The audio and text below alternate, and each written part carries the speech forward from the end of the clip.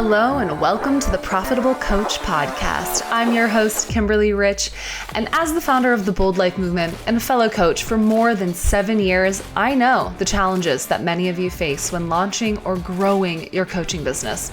And I'm here to pull back the curtain on the coaching industry and help you overcome roadblocks to make the impact you were born to make. Each week, I'll be interviewing successful coaches from every corner of the industry to share exactly how they have managed to generate massive impact and income. From strategy to psychology, we cover it all. This show is presented to you by Transformation Academy, a global marketplace of courses and coaching certifications. So whether you are already part of our epic community or you're brand new to this show, if you're ready to learn what it takes to turn your passion for service into a profitable business, then keep listening. You are in the right place. Welcome back to episode 59. This is the part 2 with Shannon Clarke. If you listened to last week's episode, then you know that we got cut off right in the middle of our interview.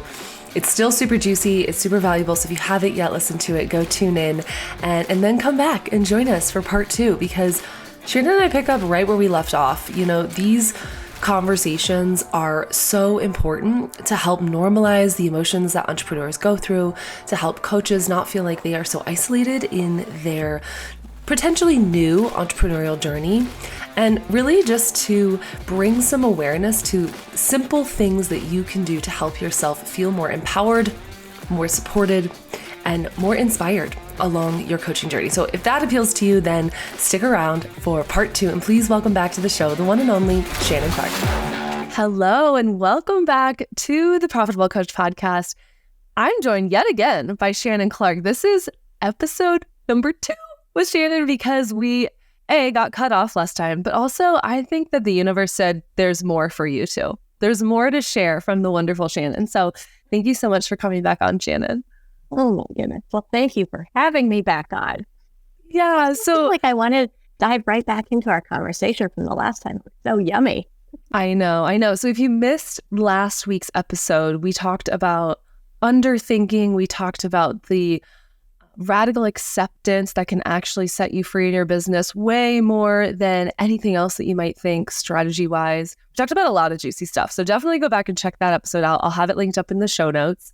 But I'm just excited to dive back in with Shannon because I feel like what's going on collectively, we're both maybe a little attuned to. And we were chatting before I hit the record button about like weird vibes today. Weird vibes. Do you want to share just like what's going on in your world and then we can take it from there? Yeah. I don't know. I'm like, oh my gosh, everyone just seems a little bit, I don't know, maybe like stuck into their own mind castles. And then there's so much going on in the world. And, you know, if anyone is like any empathy whatsoever, I think it's really easy for us to pick up on the energies that are circulating around the world. Like there's a lot of fear out there, and then that makes people feel uncomfortable, and then it makes people like want to contract to protect themselves. And when we contract and protect ourselves instead of opening our hearts and leaning on each other, then we just bump up against each other like little bumper cars, like bonkety bonk, bonkety bonk. That's how I feel. It's so true. What's going on in your world? It's so true. I actually recorded an Instagram live earlier today talking about the difference between reacting and responding because I woke up this morning and I'm starting to get really good at identifying the pattern. I woke up this morning and yes, I had a gnarly dream. Yes, there is stuff going on in my own life, but typically when I wake up and there's like tears streaming down my face before I've even opened my eyes, I know it's not all mine. Like I'm feeling some stuff collectively that is bigger than just my own stuff.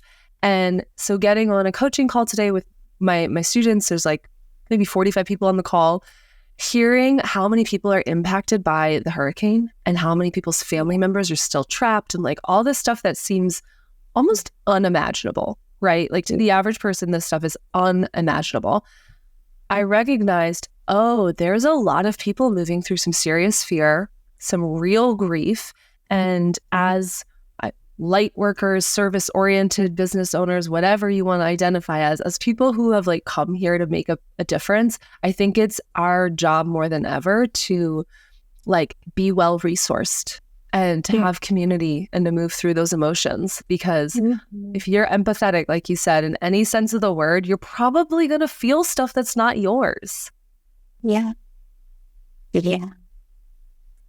So I'm based in Canada, and we're far away from hurricane stuff. This is when you realize the world is so much smaller than we really give it credit for, right? Like yesterday here was National Day of Truth and Reconciliation. So the day that we honor the fact that Canada's history isn't all maple syrup and snow forts. Oh my God, you're so cute. Like our Indigenous people whose land we are on. And it's a day of remembrance for Indigenous people and for people who've been impacted by intergenerational trauma. Big day. And, no matter where you are in the world, there is something that's going to be going on for you, whether you're in Canada and your family are living abroad. A lot of friends who are affected by what's going on in the Middle East. My husband is working really hard. It's a lot. And then you add on normal layers of, like, let's say we're women business owners, let's say people out there listening to this podcast happen to be female-bodied people with wombs that are impacted by moon cycles and hormones. And I'm 45 and then perimenopause. I don't know what's going on in my body half the time. And to layer that all on, and it really does make it such that, when you think about radical self-acceptance in the context of our business, there's so much compassion that we need to show ourselves and each other. And remember that, it's not just, we're not living in isolation of life. Yeah. And I think that the more we can have that radical self-acceptance and radical self-compassion, the easier it is for us to have for other people. As I was doing that live, my friend whose house I'm actually staying in, he popped on. He's never watched my lives before, ever. And he's actually deployed right now doing search and rescue for the hurricane because he's a doctor. And, there's very little like overlap in his world and my world in terms of like emotions and woo and all the things. And he texted me after the live and he said, I've been really affected by the war in Lebanon because his family is Lebanese. And he said, thank you so much for sharing what you shared. It really touched. I'm going to cry because I'm recognizing how important it is more than ever for people in our position to just keep being brave and like hitting the live button or the hypothetical live button and sharing what's on our hearts so that other people feel safe to drop into theirs. Because I think so much of what we are reacting to, if people are in a state of reaction, is nervous system. It's not safe to be in my body. I'm too angry. I'm too whatever. I'm too helpless, etc. So I'm going to go dissociate. I'm going to repress, suppress. I'm going to go focus elsewhere. So that was so reassuring. That was like such a universal God wink to have him text me and be like, just keep doing what you're doing. Just keep doing it. I feel like we need to talk about self-compassion very specifically in this moment. Love it. I don't know if I talked to you about my story the last time, kind of just dove right into the weeds of life. But about 7 years ago, I burned out hard. Like I was deemed totally disabled. That was the words on the doctor's note. You are disabled. And I had been in a big leadership role that I'd worked most of my career to attain, and on paper, I had all of the things. I was doing the master's and I was killing it, I had the job, the family, beautiful like home in our perfect neighborhood, beautiful home, it's a beautiful renovation project. But externally, everything looked beautiful. When I burned out, I realized how terrified I'd become of failing, like so terrified of failing. I felt like I was holding this whole house of cards together, and then it just crumbled to the ground, and none of anything made sense anymore. And in the process, as I'm recovering from burnout, I had been looking through, I don't know, the workplace mental health things that they send you, like you're like, I was stressed at work, and then they send you a booklet of stuff. And one thing was like, here's a booklet on ways to manage your workplace stress. And it was like a quiz on self-compassion. I was like, oh, self-compassion. And, you could hear the word self-compassion a million times a day. But to be honest, I'd never actually even learned what self-compassion actually was. But as it turns out, I ranked super low on the scale of self-compassion, high desire to achieve, like very hard on myself, expect perfection. I think that this is a very common series of markers for female entrepreneurs. Generally, female entrepreneurs are not people who are like kind to themselves. They're like high achieving women who want to make a big impact, and they have big vision, and they hold themselves to high standards. And to be fair, we've been conditioned to hold ourselves to high standards from the moment you enter grade 1, maybe kindergarten, you get some slide through with blocks and Legos, but grade 1 comes in hot with the expectations with grades. Grades, right? So we're trained from a very young age to achieve these high standards, and girls and women especially, right? We're more conditioned to want to please others. And I was a classic people-pleasing perfectionist human. And when there was no one to please because I was unemployed and I was on sick leave and I was like bedridden, and I was definitely the opposite of perfection. Like, what kind of person just leaves it all, right? And like this crumbly hot dumpster fire of a situation is the story I was telling myself, looking back. So I was like, okay, fine, that's self-compassion business. And when we talk about self-compassion and we say the word self-compassion, I think it's really easy to imagine what we mean as being something airy-fairy. But if you look at what self-compassion actually is, it's 3 things, 3 parts. So this mindful awareness of what's happening in the body. So, when you woke up with tears streaming down your face this morning after a dream, and you're like noticing that the pattern is that these are not my emotions. That is such massive mindful awareness. Because what happens often is we'll get attached to the emotions we're feeling in our body, right? We'll get swept away by the anger or the injustice or the like fear or the absolute grief. Grief is the ultimate teacher in how to practice self-compassion. But when we get swept away in it, we become it. And then we no longer can remove ourselves enough to give ourselves the comfort that's needed in the moment. So mindfulness and allowing ourselves to just observe what's happening in the body, what's happening in our experience. And then the second part of self-compassion, which is really the whole point of this conversation, I think, is common humanity, that we're all connected to one another, that someone in this world has experienced something similar to you and me, somewhere out there. There's no possible way we could be alone. And there's nothing more contracting to the body than a feeling of isolation. We're not designed to be isolated, singular humans. We're humans. We're made to be in community. So when we practice self-compassion, like in this moment, Barclay, we might say something like, anyone who's living in this moment right now, who's been affected by hurricanes and who sees what's going on in the Middle East and who's affected by cycles and emotional woes, and who will have, love and heartache going on in the world, would feel like a complete emotional soup too, Yeah. You just say those exact words, anyone who, and then describe what's going on. And then describe those feelings. Like, I feel like an emotional soup. I'm not even sure which way is up. And that's so natural. And then the third part of self-compassion is kindness. There's nothing more kind than meeting your own needs. Literally, there's nothing kinder than that.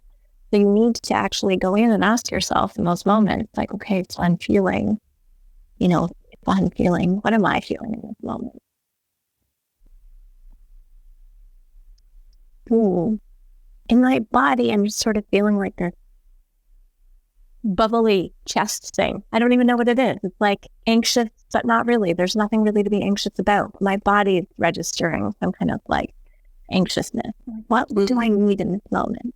And I actually don't know if I knew that I needed to have this conversation I need to talk to people about what I'm feeling because I'm lonely inside of my own emotions. That's what I might say to myself. Would be, okay, I need to be with people who get it. I need to connect with someone who sees me. I need to say these words out loud and remind myself and everybody else that we are not alone, that our human experience is one that allows for us to cry. It's a beautiful thing. We don't need to keep it in. And so, when it comes to like radical self-acceptance and movement away from reaction to response, we have to begin home in our own body first so that we know what it is that we're actually holding, and then create space for ourselves to hold it in ourselves. Thank you. Well, I didn't even know that I needed this conversation. Everything is so divinely orchestrated. I was listening to a podcast when I was making the 12-hour drive to Utah this weekend, and they were talking about how right now, astrologically, it makes total sense what's happening on the collective level, and then also what people might be experiencing on the personal level. And more specifically, like shadow being revealed, emotions coming up to heal, the dark needing to be brought into the light. Like if you look at the main stage, you can see so much being revealed about Hollywood, the government, big pharma, the food system, etc. And they were saying, what often happens when we have these intense emotions is unconsciously we suppress them, we repress them, or we may even express them, which can just look like projecting onto others. And the antidote to that is to, one, carve out time to just be in your body. And then when you do notice, like you just described, the bubbling in your chest, actually resisting the need to name it. I mean, granted, we're having a conversation, so of course you named it for the sake of not just going totally silent on the interview. But in this invitation that the hosts were making in their episode, when we notice the sensation, just focus on the sensation and don't name the emotion, and then resist the urge to come up with the story behind the emotion. Oh, why am I feeling this, etc. Because the more that we can allow it, the more it can dissipate. So much of like the wound up, things are going to explode feelings because we resist all the stuff that doesn't feel good.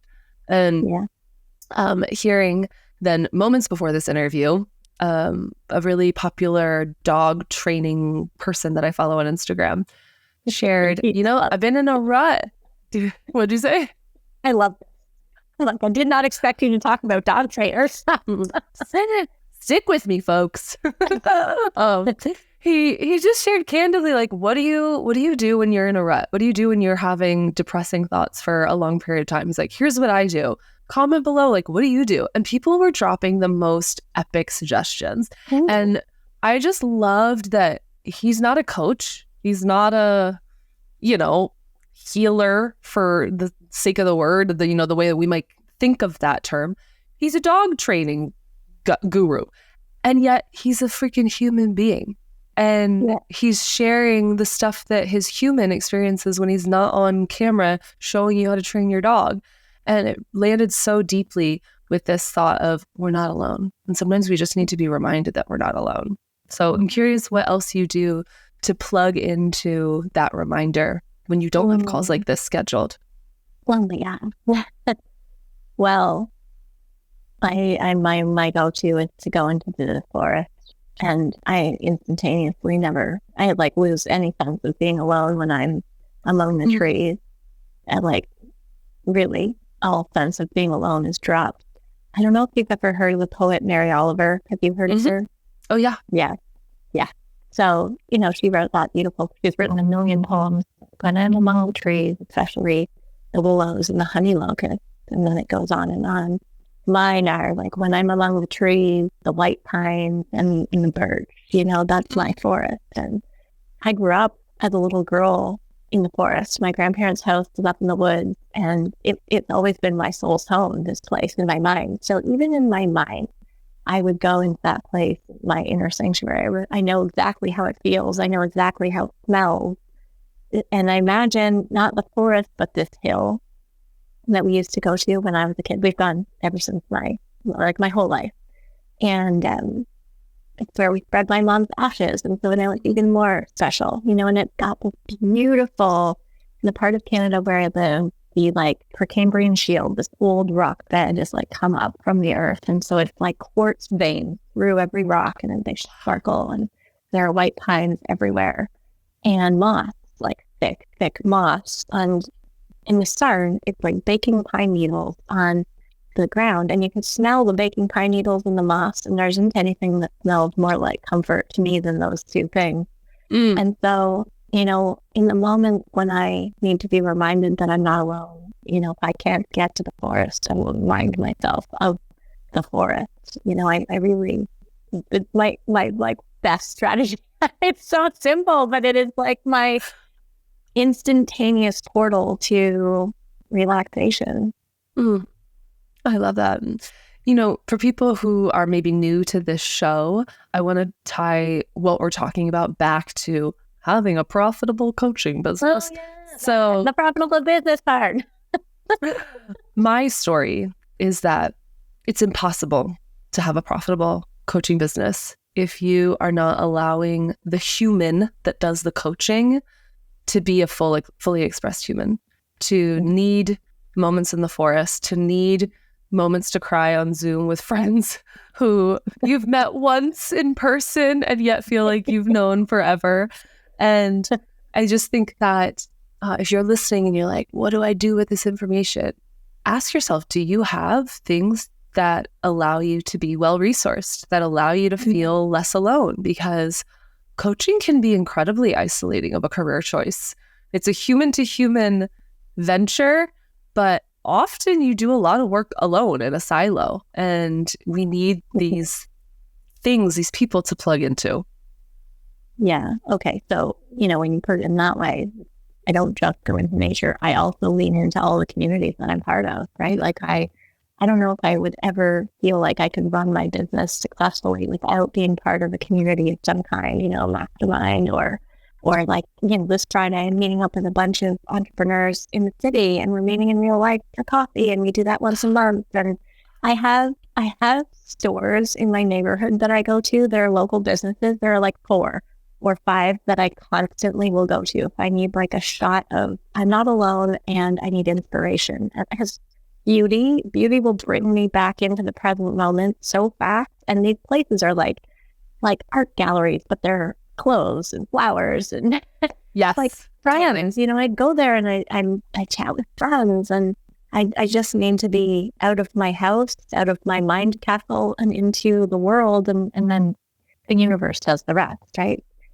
I remember when I was doing my coach training, we talked about this. So the coach training that I did was really began with an 8-week journey into your own internal world, deciphering who is your authentic self, who is your not authentic self. Like who do you be when you're triggered? Who do you be in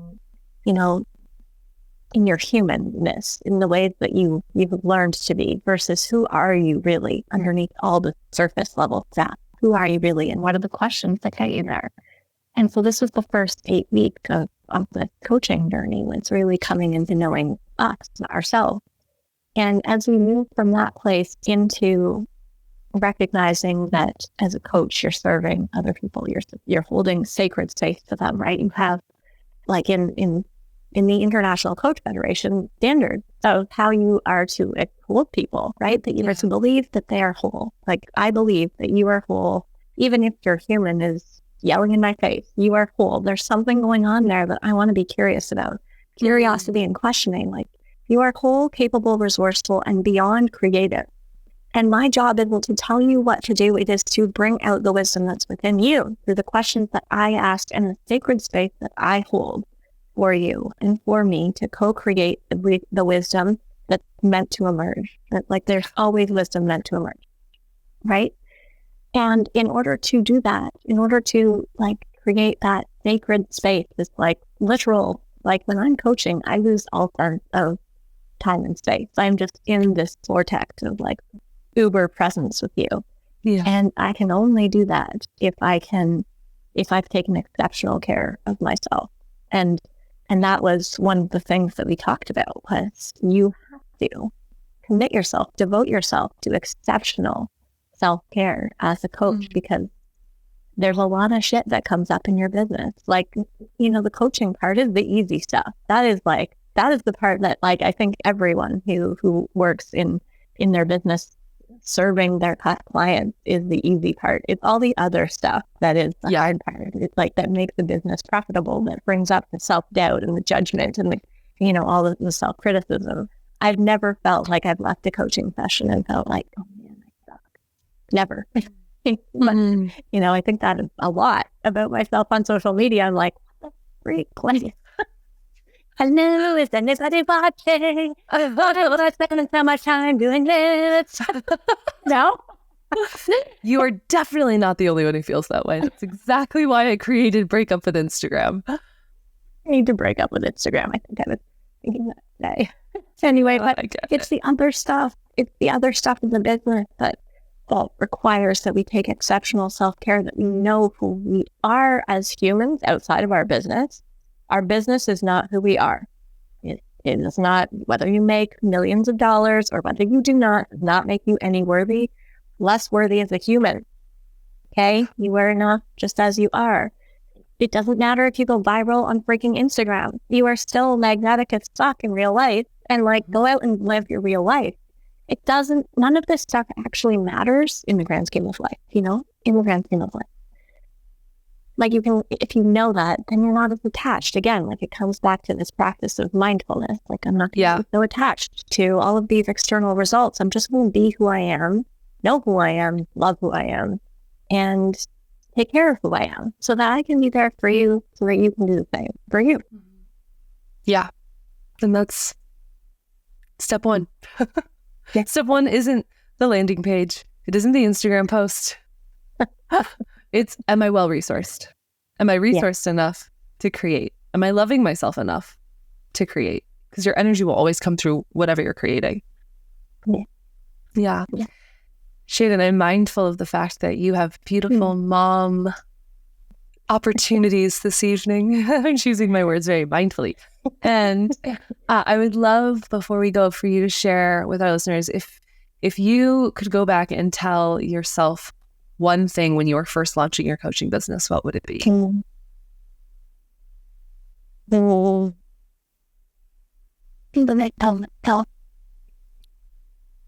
I look back at the person who launched her business, and the way I launched my business was so generous.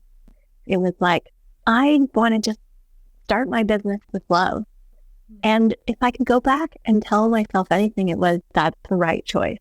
That's such a beautiful, it's not that I wish I could go back and tell myself to do anything differently. I want that self, the one who didn't have any of the failed launches or, stories that I've since accumulated. I actually want her, the one that started my business, to give me advice right now.